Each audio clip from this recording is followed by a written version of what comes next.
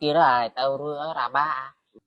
Mà anh đã tao mua nè, anh tao in rồi ra, rồi anh thợ là mập ra gai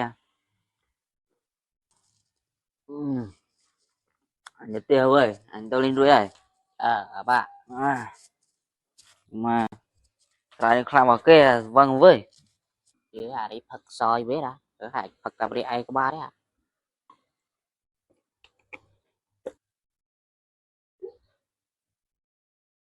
chụp là bà vô đi Phật xí click bà chớ vậy đó cả đấy vô sẽ bay chưa tao biết sát ừ chụp bà vô ấy với đây bên đây đây mình ba bây giờ bên đây đây mình buồn anh ơi đây lơ tiệp phong mà ơi ở đây chả bay sầm ru đó ba